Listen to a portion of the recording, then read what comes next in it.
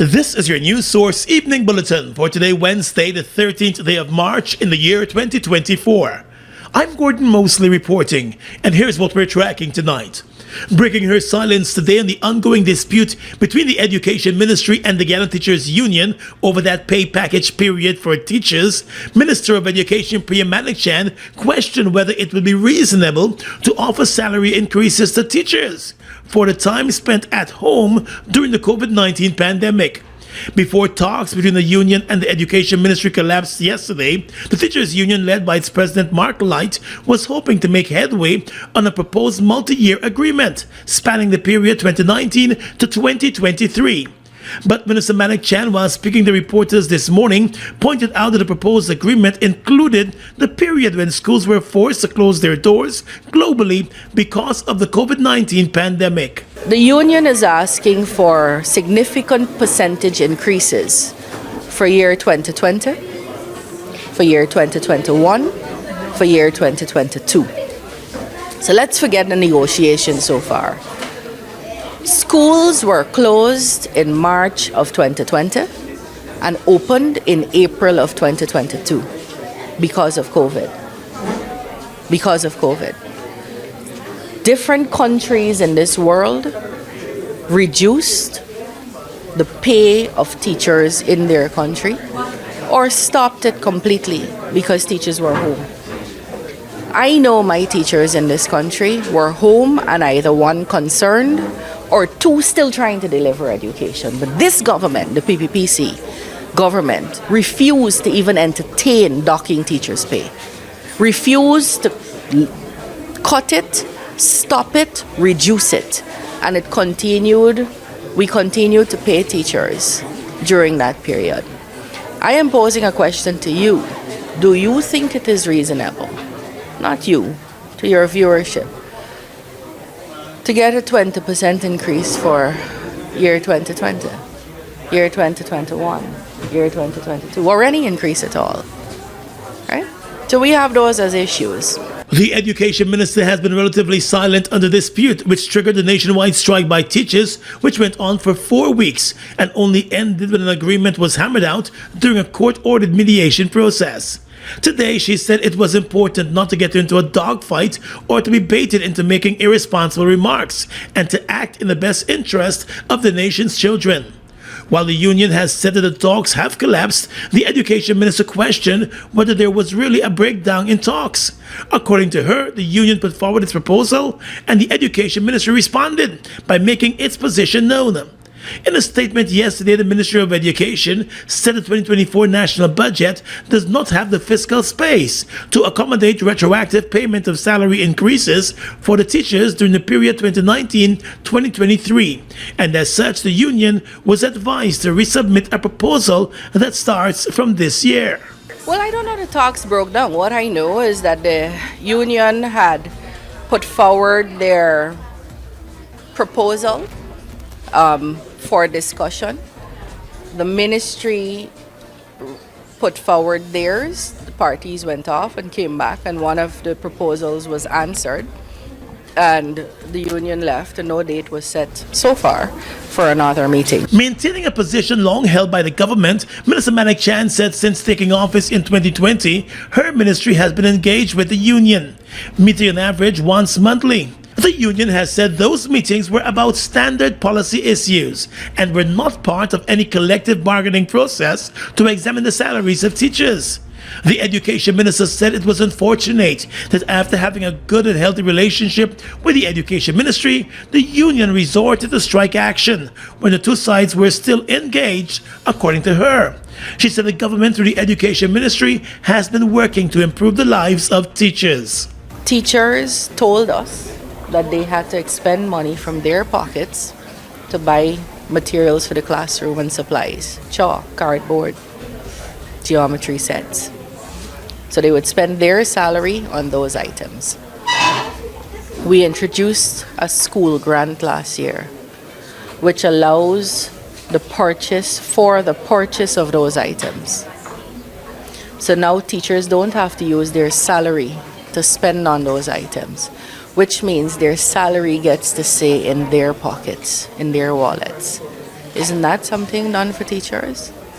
The teacher who used to spend on children understands how that is helpful to him or her.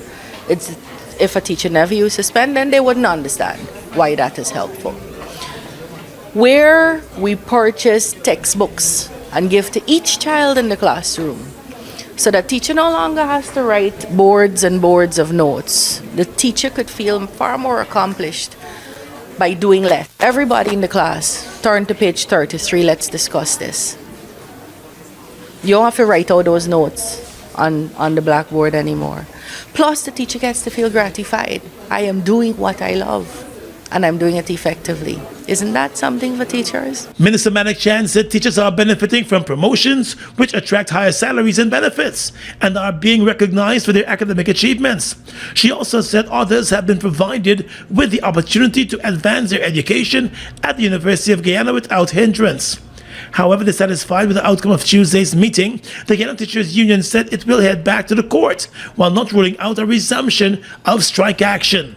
The education minister said she's hoping that good sense will prevail in the matter. More news coming up in just a moment.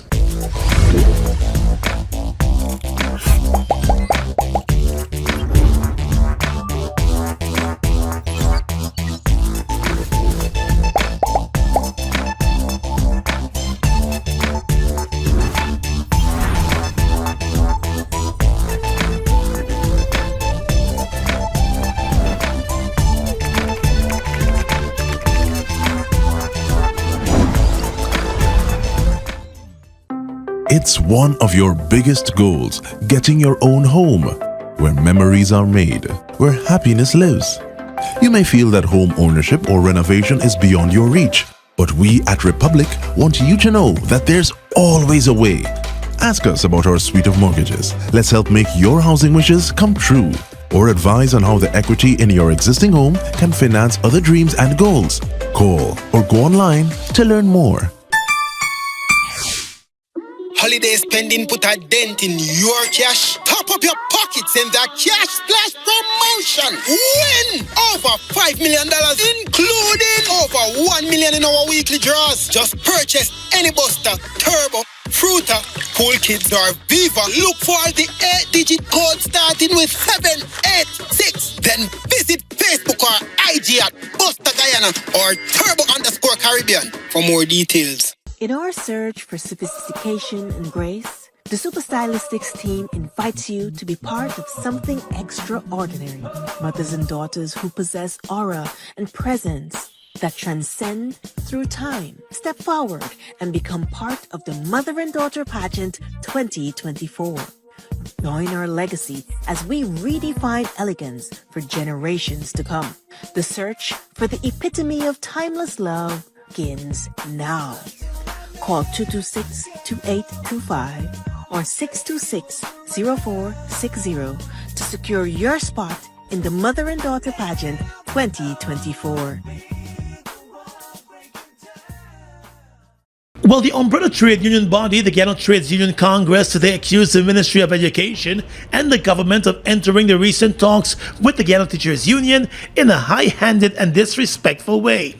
The Guyana Trades Union Congress said it will continue to stand with the teachers and all those who were affected by the strike. According to the union, the government's decision to not discuss and negotiate the GTU's outstanding 2019 to 2023 salary increase proposal is a demonstration of the government's continued high-handedness, disrespect, and ill will towards teachers. The union said it also showcases government's disregard for the nation's children, particularly those who are dependent on the public education system. The talks between the Education Ministry and the GTU collapsed yesterday, as the government insisted that it will only be discussing salary issues for the year 2024 and moving forward. The Education Ministry said the national budget had no fiscal space to accommodate any retroactive payments for the years 2019 to 2023, and it wants the GTU to look at salary issues from this year. The GTU submitted its proposal for salary increases and other issues since 2020, and while the two sides have been engaging in talks, those talks did not cover salary increases, triggering the recent 4-week strike action by teachers. The GTUC said Guyanese workers, along with trade union leaders, religious organizations, civil society, and supporters of the government, must open their eyes and see the way the government is treating teachers in an oil-rich nation. The union said it is putting the government on notice that failing to return to the table in good faith will result in the GTUC mobilizing and taking action as it sees necessary and fit in keeping with the rights and the rule of law. Police investigators traveled to the interior location of Currao in Region 7 overnight to probe the shooting death of Police Sergeant Alex Vaughan. Vaughan was part of a police search party on the hunt for prisoner escapee and double murder suspect Akeem Wanga. While reports of the shooting death of the police sergeant are sketchy, the Guyana Police Force has confirmed that the police sergeant was mistakenly shot dead by a police constable, who has since been placed under close arrest. In a short statement on the incident, the police force said, based on early investigations, the police constable unintentionally fatally wounded Sergeant Alex Vaughan yesterday. Acting Police Commissioner Clifton Hicken has since ordered a probe, which is currently ongoing by the Office of Professional Responsibility and is being supervised by the chairman of the Police Complaints Authority. This morning, a team from the top brass of the Guyana Police Force visited the Tushin home of the dead police officer, where they offered condolences to the family members. Acting Deputy Police Commissioner Calvin Brutus led the police team to meet with the family members. Investigations into the fatal incident are continuing tonight. Let's tell you now that President Irfan Ali has warned that Guyana is facing intense cybersecurity threats and has charged the University of Guyana, the Guyana Defense Force, and its international partner, the William J. Perry Center, to assist the country in shutting down those threats. Addressing a ceremony at the University of Guyana today, where the university received the 2023 Perry Center Award for Excellence in Security and Defense Education for Hemispheric Defense Studies, President Ali said the country is now exposed to increased cybersecurity threats. So cybersecurity is becoming a major threat for us. We have seen 5 years ago, one may have designated this as a low-level threat in Guyana. We have seen over the last 2 years how intense this threat is becoming. The cyber threat is real. We have seen the information and misinformation campaign during the tensions with our neighbors. The threats the president said are not isolated to Guyana, but also to organizations and institutions associated with the country. He recalled the hacking of the CARICOM website during the tensions last December between Guyana and neighboring Venezuela. He said as the country's economy continues to expand and as it develops new partnerships, threats to its cyberspace could possibly intensify. So cybersecurity, as the economy becomes more sophisticated and our reach becomes greater, and this is important. You see, those who are attacking your information set are attacking it because they look at your reach, the reach of the country. And one must acknowledge that the reach of Guyana is becoming more intense, and we are having a greater position globally. And as a result of that, there will be greater interest in what we have, what we store, what information we have, what type of partnership we are having. The president also told the event that the country's ports of entries are also being threatened, but noted that the government is implementing strategies to address those new challenges. At the most critical life-changing moments, the National Insurance Scheme is here to ensure that your needs are covered. Access reimbursement for medical expenses for various aspects of your medical care. We know that eye care is of utmost importance. Receive assistance with our Spectacle Care voucher. Visiting the dentist? Dental care is also covered under our sickness benefit services. Offset the funeral expenses of a loved one with costs covered by our funeral benefits. National Insurance Scheme. We're there every step of the way.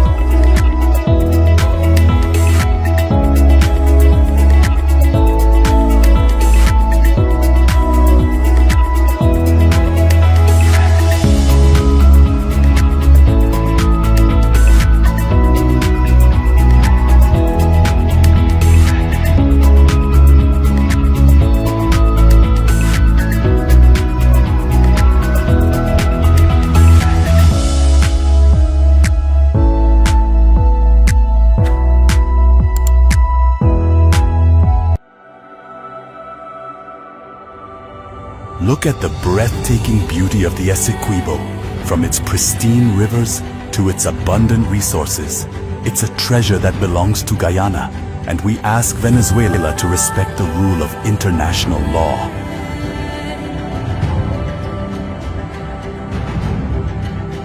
Our commitment to this land is not just about ownership. It's about preserving its beauty and resources for our people and future generations. The controversy between Guyana and Venezuela was settled internationally as full, perfect, and final in 1899. Essequibo belongs to Guyana. The Civil Defense Commission, in collaboration with the Environmental Protection Agency and other stakeholders, have intensified their response efforts to quell wildfires which have erupted in the Kanuku Mountains and other Region 9 communities. In a statement, the CDC said the fire and smoke, which are as a result of the continuous dry spell which have swept the nation, continue to rage along the Kanuku Mountains in central Rupununi, as well as villages such as Napi, Mukamuka, Kumu, Quarry, and St. Ignatius. The CDC said villages in the South Pacaramas are also affected. Several communities in the Rupununi area have been hit by the wildfires, and though there is significant structural damage, there has been no loss of life as a result. Most recently, Kumu and Mukamuka in the Region 9 area have been affected. According to the CDC, heavy rainfall on the 7th of March aided in quenching the scorched earth of the Rupununi, but that aid was short-lived. The agency explained that several villages have received firefighting gear and other relief items as the crisis continues, while auxiliary firefighters have been activated to lend support to the Region 9 fire station. The University of Guyana today received the prestigious 2023 Perry Center Award for Excellence in Security and Defense Education for Hemispheric Defense Studies. The Perry Award for Excellence in Security and Defense Education is given to individuals or institutions in recognition of their significant contribution in the field of security and defense education in the Americas. The award presented to the university acknowledges the university's role in fostering security and defense education in the region. U.S. Ambassador to Guyana Nicole Therier congratulated the university on the award and said it is a testament of what collaboration and strong leadership can accomplish. She said Guyana's introduction of a master's degree in strategic development studies in 2022 was a step in the right direction, adding that it showed Guyana's willingness to address security challenges not only domestically but throughout the region. As a result, the ambassador said the U.S. will continue to work with Guyana in the areas of security and defense. The United States stands as a steadfast partner as we continue to work shoulder to shoulder with the government and people of Guyana towards an even more prosperous, inclusive, and secure region. Meanwhile, Chief of Staff of the Guyana Defense Force, Brigadier Omar Khan, welcomed the award and said the introduction of the program at the University of Guyana is to equip members in the security architecture to respond to today's security challenges and be proactive in addressing new and emerging situations, especially the safety of citizens and the protection of the country's democracy and sovereignty. Already, we have seen the tremendous strides made in this regard. Not totally as a result of this particular program, but the pace at which Guyana, under the presidency of Dr. Irfan Ali, moving at a pace our development and the need to prepare our next generation of leaders across the various sectors for the future. Meanwhile, President Irfan Ali announced that the university will also house the National Defense Institute, which will play a major role in Caribbean security. This partnership, and this is definitely a partnership, is a true partnership, is about positioning us as a country, as a university. And we want to position Guyana and the University of Guyana and then the National Defense Institute as the premier regional security institutions. The president explained that the institute will be the training ground for members within CARICOM countries as well as Brazil and Venezuela as part of an effort to modernize the region's security structure. The university's vice chancellor, Professor Dr. Paloma Mohammed, spoke about the challenges being undertaken at the University of Guyana and the ongoing moves to improve its offerings. The Education Ministry today launched its new primary textbook series, Mathematics Made Easy, and Guyanese in the World at a Roundhouse in Kingston. The textbooks were designed using culturally relevant and modern materials that are aligned with the Education Ministry's new primary school curriculum for both math and social studies. Minister of Education Priya Manik-Chan said the textbooks will not only increase access to learning materials, but enhance the learning experience of primary school children. Our social studies book with our natural regions, and our administrative regions, and our religious and national holidays, and our national symbols. And the book also is a workbook. So children will be able to do exercises in the books and work along with these books. And that's the social studies. The mathematics book is very similar. Our mathematics at our level, with the ability to write inside the book. So it's a workbook from grades 1 to 6. That ought to reduce our cost of buying foreign books. She also said the books were compiled by experts in the field using local education specialists and teachers over a 3-year period. A science textbook is also in the making. The Assistant Chief Education Officer Literacy Stembiso Grant explained that the books are being launched in keeping with the government's commitment to investing in education and the development of children. She said the social studies series represents a systematic, coherent, and progressive learning journey.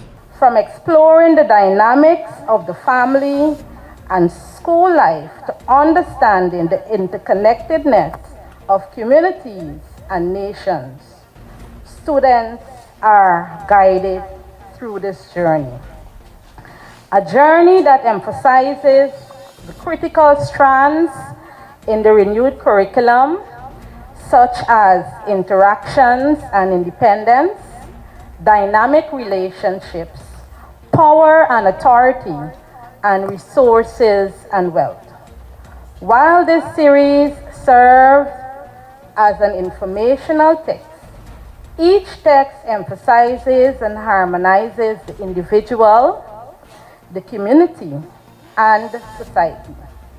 The series will instill in young learners a deep awareness of their society, culture, and environment, while identifying factors that impact and influence their daily lives. Similarly, she noted that the Mathematics Made Easy series will give children access to comprehensive and contextual approaches to learning math.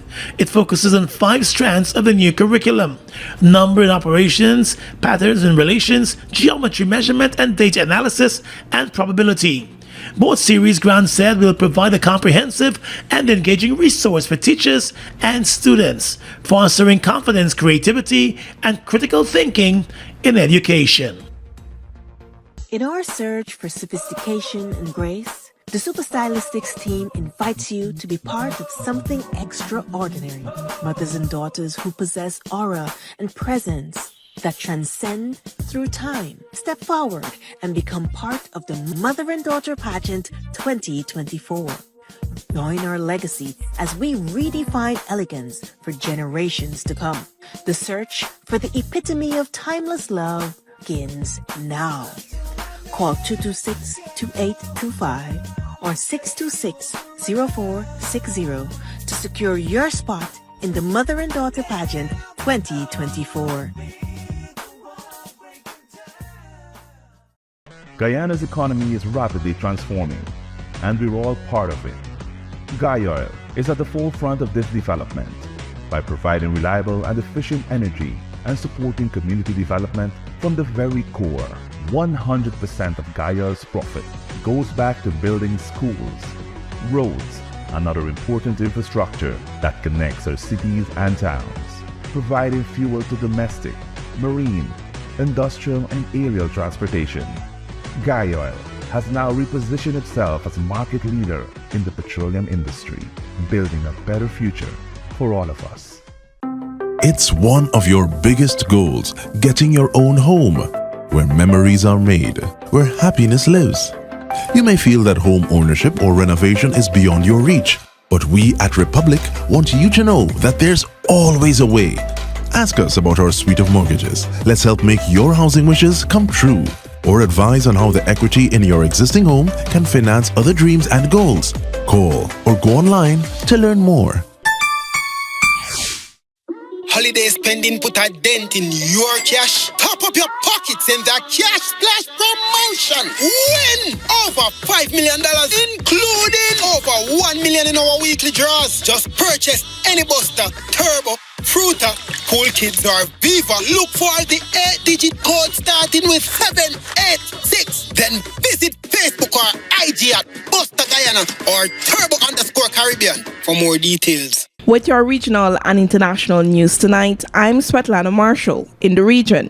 The deadly H5N1 bird flu virus has spread more aggressively than ever before in wild birds and marine mammals since arriving in South America in 2022, raising the risk of its evolving into a bigger threat to humans, according to interviews with 8 scientists. Reuters in a report said of more immediate concern is evidence the disease, once largely confined to bird species, appears to be spreading between mammals. This strain has already killed a handful of dolphins in Chile and Peru, and more than 50,000 seals and sea lions along the coast, and at least 500,000 birds region-wide. To confirm mammal-to-mammal transmission, scientists would likely need to test infections in live animals. The strain has shown up in dozens of bird species, including some migrating species, which can spread it beyond the region, scientists told Reuters. Police in Brazil arrested a man on Tuesday after he hijacked a bus and shot 2 people at a bus station in Rio de Janeiro before holding 17 people hostage for about 3 hours. According to Reuters, the man, who was not identified by authorities, handed himself over to police. The bus was waiting at the station platform on Tuesday afternoon when the suspect broke into it after shooting and injuring 2 people outside the bus, the spokesperson for the Rio police said. He said the man was arrested and all hostages, including elderly people and children, were freed. Thefts and hijacks targeting buses near Rio's main bus station have become common this year, with the buses in some cases being taken to the city's poor neighborhoods. And finally tonight, international news. The U.S. House of Representatives has passed a landmark bill that could see TikTok banned in America, according to the BBC.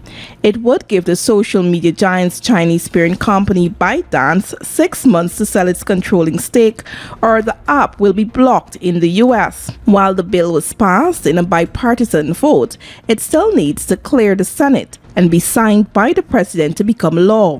Lawmakers have long held concerns about China's influence over TikTok.